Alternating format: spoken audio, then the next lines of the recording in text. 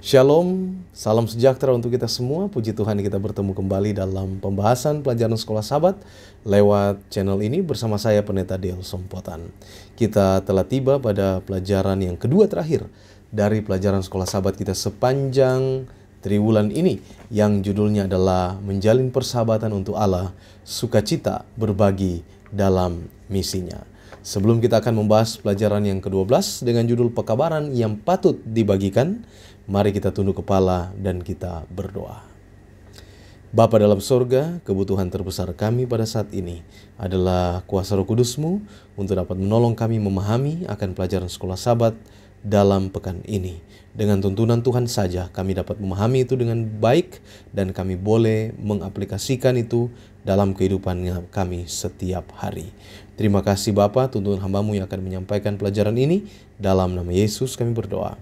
Amin. Jangan lupa untuk subscribe channel ini, like, komen, dan share video ini untuk jadi berkat bagi orang lain. Pelajaran yang ke-12, pekabaran yang patut dibagikan. Ayat-ayat firman Tuhan yang menjadi landasan bagi pelajaran sekolah Sabat kita sepanjang pekan ini terdapat di dalam 2 Petrus 1 ayat 12, ayat 16 sampai 21, Wahyu 19 ayat 11 sampai 18, Wahyu 14 ayat 14 sampai 20, Wahyu 14 ayat 6 sampai 12, Pengkhotbah 12 ayat 13 dan 14. Sedangkan ayat hafalan kita sepanjang pekan ini terdapat dalam Wahyu 14 ayat 6 dan 7. Dan aku melihat seorang malaikat lain terbang di tengah-tengah langit, dan padanya ada Injil yang kekal untuk diberitakan kepada mereka yang diam di atas bumi, dan kepada semua bangsa dan suku dan bahasa dan kaum. Dan ia berseru dengan suara nyaring, takutlah akan Allah dan muliakanlah Dia, karena telah tiba saat penghakimannya, dan sembahlah Dia yang telah menjadikan langit dan bumi dan laut dan semua mata air. Saudara-saudara yang dikasihi oleh Tuhan, kematian Kristus yang menebus bersifat universal, yaitu itu yang dimaksud dengan bagaimana orang yang pernah hidup, semua orang yang pernah hidup, terlepas dari kapanpun dia hidup atau dimanapun dia hidup, penyelamatan Kristus, kematian Kristus menyelamatkan semua orang. Dengan demikian maka Injil ini berbicara kepada setiap orang tanpa membantang latar belakang, bahasa, dan budaya, dan lain sebagainya. Ini menjembatani perbedaan-perbedaan yang terjadi di antara manusia. Dan kita pelajari juga bahwa fokus daripada Alkitab, cerita tentang Tuhan yang ada di dalam Alkitab adalah mengenai kedatangan Yesus yang kedua kali. Dan ini sangat penting bagi kita untuk kita pelajari, karena ini juga merupakan pesan yang mendesak untuk generasi di zaman ini. Bagaimana pewahyuan kepada masyarakat kontemporer di abad ke-21 ini. Bersama-sama kita akan menemukan lagi lewat pelajaran ini bagaimana seruan Yesus kepada gerejanya pada akhir zaman untuk mengikuti pekabaran akhir zaman. Apa pekabaran akhir zaman? Apa pekabaran masa kini yang bisa kita terima dari firman Tuhan? Mari kita akan lihat yang pertama, pekabaran masa kini dari Petrus. Petrus, sepanjang sejarah keselamatan Allah telah secara teratur memberikan pekabaran khusus melalui firman nubuatan untuk mempersiapkan orang-orang terhadap apa yang terjadi. Tuhan tidak pernah tanpa rencana. Dia mempersiapkan umatnya untuk masa depan, dan Dia mengirimkan nabi-nabinya untuk menyampaikan pekabaran ini sebelum penghakiman itu terjadi. Pada hari-hari sebelum air bah, Allah menyampaikan pekabaran kepada dunia ini melalui Nuh bahwa air bah akan datang. Lalu kemudian contoh yang lain di Mesir, Tuhan memilih Yusuf untuk bersiap menghadapi kelaparan selama 7 tahun. Dan juga ada kelimpahan sepanjang 7 tahun. Nabi-nabi Yahudi juga memperingati para pemimpin Israel tentang kehancuran daripada Yerusalem, dan bagaimana pasukan Babel akan datang untuk menghancurkan Yerusalem. Pekabaran pertobatan Yohanes Pembaptis juga mempersiapkan satu bangsa untuk kedatangan Yesus yang pertama kali di waktu itu. Pekabaran yang dituliskan di dalam 2 Petrus 1 ayat 12 dan 2 Petrus 1 ayat 16-21 merupakan pekabaran yang memiliki makna kekal untuk abad pertama adalah bahwa Kristus telah datang, kasih Bapa diungkapkan melalui pengorbanan Kristus di kayu salib. Meskipun upah dosa ialah maut, melalui Kristus hidup yang kekal telah dipastikan untuk semua orang. Ini adalah pilihan kita, apakah kita punya iman untuk mau menerimanya. Pekabaran keselamatan di dalam Yesus ini tidak pernah ketinggalan zaman. Dan itu adalah kebenaran yang harus dihadapi oleh setiap generasi. Buku terakhir dari Alkitab yaitu buku Wahyu menyajikan Yesus dan keselamatannya. Jadi di sini kita bisa melihat keselamatan kekal dalam konteks akhir zaman untuk mempersiapkan satu umat terhadap kedatangan Yesus yang segera akan terjadi. Ini memperlihatkan kebohongan tradisi manusia dan agama yang berpusat pada diri sendiri. Dari awal hingga akhir, Wahyu mengungkapkan Yesus dan pekerjaannya atas nama kemanusiaan. Jadi Yesus adalah saksi yang sejati akan karakter Bapa. Dia adalah penguasa atas raja-raja di bumi. Dia adalah oknum yang mengasihi saudara dan saya dan membasuh kita dari dosa kita dengan darahnya sendiri dan menjadikan kita raja dan imam bagi Allah dan Bapanya. Wahyu adalah semua tentang Yesus dan pekabarannya, tentang akhir zaman untuk mempersiapkan umatnya bagi kedatangan yang kedua kali yang segera akan terjadi. Jadi fokus dari akhir zaman di dalam kitab Wahyu adalah untuk mempersiapkan satu umat untuk kedatangan Yesus yang kedua kali. Pusat utama dari Injil ini sendiri adalah pada kedatangan Yesus yang pertama kali. Itu menceritakan bagaimana dia lahir di atas dunia ini, bagaimana hidupnya, bagaimana pelayanannya, bagaimana kemudian kematian dan kebangkitannya. Jadi meskipun Injil berbicara tentang kedatangannya yang kedua, tapi bukan itu penekanannya. Fokus utama Wahyu bagaimanapun adalah klimaks daripada pertentangan zaman selama beradab-adab. Setiap nubuatan utama berakhir dan kembalinya Tuhan kita yang mulia itu di awan-awan. Jadi dari pasal pertama hingga pasal terakhir di kitab Wahyu, klimaks dari setiap nubuatan adalah kedatangan Yesus, anak domba yang disembelih akan datang kembali sebagai raja atas segala raja dan tuan atas segala tuhan. Ia akan mengalahkan semua musuh yang akan menindas dan menganiaya umatnya. Dia akan membebaskan mereka dari mimpi buruk dosa dan membawa mereka kembali kepada kemuliaan. Pertentangan yang besar antara yang baik dan yang jahat akan berakhir dan bumi ini akan dijadikan baru dan umat tebusan akan hidup bersama-sama dengan Tuhan selama-lamanya. Itu yang digambarkan di dalam kitab Wahyu, khususnya Wahyu 21 ayat 1 sampai dengan 4. Dalam Wahyu 22 ayat 7 disebutkan di sana Yesus berkata, "Sesungguhnya aku datang segera. Berbahagialah orang yang menuruti perkataan-perkataan nubuat ini." Dengan demikian seruan terakhir Yesus kepada semua umat manusia adalah menggapai kasih-Nya, menerima rahmat-Nya dan mengikuti kebenaran-Nya untuk bersedia bagi kedatangannya yang segera. Wahyu diakhiri dengan undangan. Roh dan pengantin perempuan itu berkata, "Marilah." Dan Tuhan kita mengundang kita semua untuk mencari kehidupan yang kekal, untuk datang kepadanya. Dia mengundang saudara dan saya untuk menerima pekabaran keselamatan dan dengan penuh semangat mengantisipasi kedatangannya dan untuk bergabung dengannya dan mengundang orang lain juga untuk menerima pekabaran kasih-Nya. Jadi ada satu tanggung jawab bagi kita juga untuk menyampaikan kepada orang lain untuk menerima kasih Yesus. Dia mengutus saudara dan saya dalam misinya untuk membagikan pekabaran ini dan mempersiapkan dunia bagi kedatangannya yang segera. Tidak ada yang lebih memuaskan daripada kita berpartisipasi dengan Yesus dalam penyelesaian misinya.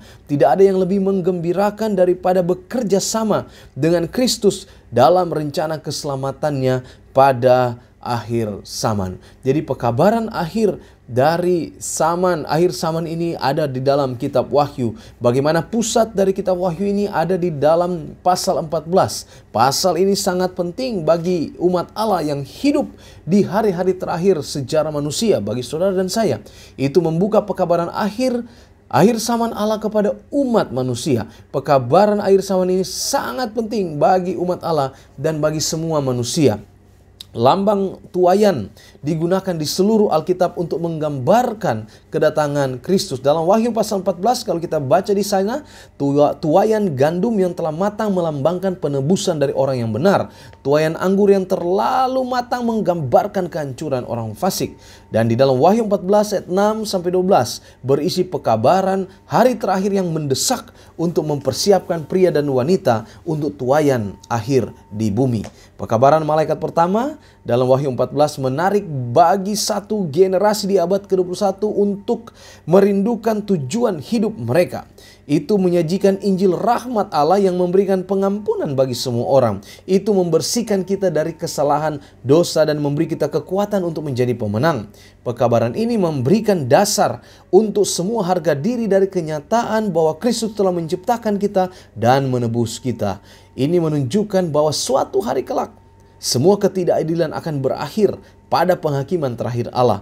Ini adalah berita yang sangat baik karena ungkapan bahwa ketidakbenaran tidak akan bertahan selama-lamanya. Saya ingin membaca kutipan dari Ellen White di dalam buku Mari Bersaksi, halaman 138. Dalam arti tersendiri, Gereja Masehi Advent hari ke-7 telah ditetapkan di dunia ini sebagai penjaga dan pembawa cahaya. Kepada mereka telah dipercayakan amaran terakhir bagi dunia yang binasa. Pada mereka bersinar terang ajaib dari firman Allah. Kepada mereka telah diberikan pekerjaan yang paling penting. Pekerjaan apa yang paling penting itu? Memberitakan pekabaran malaikat pertama, kedua, dan ketiga. Tidak ada pekerjaan lain yang sepenting ini. Mereka tidak membiarkan hal-hal lain menyita perhatian mereka. Jadi ingat, ada satu tugas penting bagi kita manusia yang hidup di akhir zaman ini, yaitu untuk memberitakan Injil. Dalam hal ini memberitakan pekabaran malaikat pertama, kedua, dan ketiga. Tidak ada pekerjaan yang lebih penting dari itu. Dari dalam setiap aspek kehidupan kita, mari kita melakukan yang terbaik untuk menyampaikan pekabaran malaikat pertama, kedua, dan ketiga. Bagaimana kita dapat memahami pekabaran Allah dengan sepenuhnya? Ini pertanyaan berikut bagi kita yang perlu kita jawab. Pekabaran Wahyu tentang akhir zaman ini menyajikan Yesus dalam kepenuhan kasih karunia-Nya yang menyelamatkan bagi seluruh umat manusia. Jadi ini adalah seruan yang sungguh-sungguh untuk takut atau memberikan penghormatan kepada Allah yang telah melakukan banyak perkara dalam kehidupan kita, untuk menghormati perintah-perintahnya, mematuhi hukumnya dalam terang penghakiman. Jadi takut akan Tuhan ada hubungannya dengan cara kita berpikir. Ini adalah seruan untuk hidup menyenangkan Tuhan dan menempatkan Dia yang pertama dalam pikiran kita. Itu adalah sikap kepatuhan yang menuntun kita menjalani kehidupan yang saleh. Pekabaran ini juga mengajak kita untuk memuliakan Allah, memberikan kemuliaan kepada Allah berhubungan dengan apa yang kita lakukan dalam setiap aspek kehidupan kita. Jadi mari pekabaran yang pertama itu kita dapat simpulkan bahwa patuhi Allah, turuti perintah-perintahnya, maka aplikasikan itu dalam kehidupan kita sehari-hari. Maka dengan kita mengaplikasikan itu dalam kehidupan sehari-hari, nama Tuhan dimuliakan. Dan itulah pekabaran yang pertama. Dan di zaman moral yang tidak bertanggung jawab ini, ketika jutaan manusia merasa bahwa mereka tidak bertanggung jawab kepada siapapun kecuali kepada diri mereka sendiri, pesan penghakiman ini mengingatkan kita bahwa kita bertanggung jawab atas tindakan kita. Ada hubungan antara sikap hormat kepada Tuhan, kepatuhan kepada Tuhan, dan penghakiman. Ketaatan adalah buah dari hubungan yang menyelamatkan dengan Yesus. Hanya kebenaran saja yang cukup baik untuk dapat luput dari penghakiman. Dan dalam kebenarannya kita aman. Melalui pekabarannya, kebenarannya kita hidup dan memuliakan namanya. Dan dengan semua yang kita lakukan. Jadi iblis juga telah menyerang hari Sabat karena dia tahu bahwa itu adalah jantung ibadah. Itu meninggikan Kristus sebagai pencipta dan mengajak semua pria dan wanita di mana saja untuk menyembah Dia yang telah menjadikan langit dan bumi. Wahyu 14 ayat 7. Itu berbicara tentang relevansi dari evolusi. Itu memanggil kita untuk kembali menyembah Yesus yang menciptakan kita dan memberi kita perasaan akan nilai sejati di dalam kehidupan kita. Jadi inilah seruan Allah yang terakhir. Seruan terakhir Allah. Dalam kitab Wahyu ada istilah yang namanya Babel. Apa itu Babel? Babel adalah mewakili sistem agama palsu yang didasarkan pada pekerjaan manusia. Tradisi manusia, doktrin palsu. Itu meninggikan manusia dan kebenarannya. kebenaran diri di atas daripada Yesus dan kehidupannya yang tanpa dosa. Itu menempatkan perintah guru agama manusia di atas perintah Allah. Jadi Babel itu adalah pusat penyembahan berhala, penyembahan matahari, dan ajaran palsu tentang keabadian jiwa. Sistem agama palsu ini secara halus telah mengintegrasikan bahwa praktek keagamaan Babel ini telah membuat satu sistem palsu dan masuk ke dalam ibadah. Perhatikan saudara-saudara sekalian akan hal ini.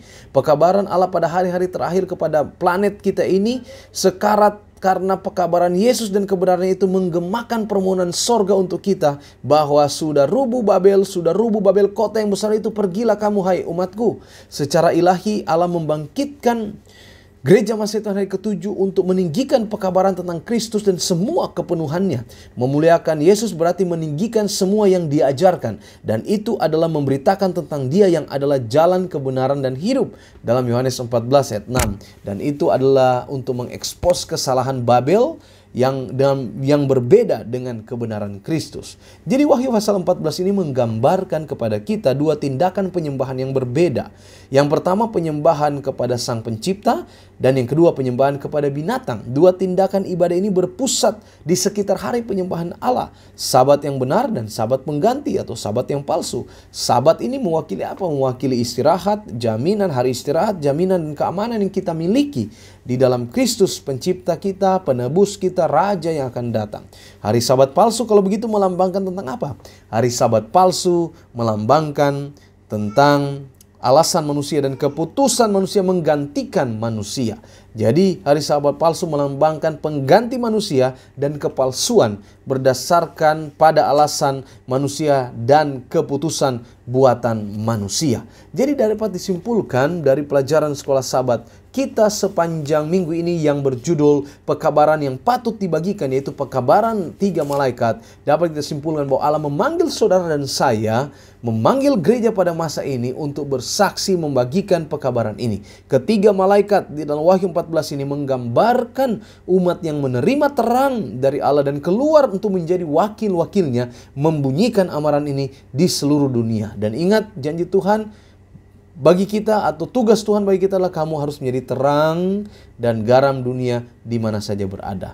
Jadi tahulah kita saat ini bahwa ada tugas penting yang harus kita bagikan. Pekabaran yang patut kita bagikan yaitu pekabaran 3 malaikat untuk kita yang hidup di akhir zaman ini, kepada mereka yang belum mengetahui akan pekabaran ini. Demikianlah pelajaran sekolah Sabat kita sepanjang minggu ini. Tuhan memberkati kita semua. Amin.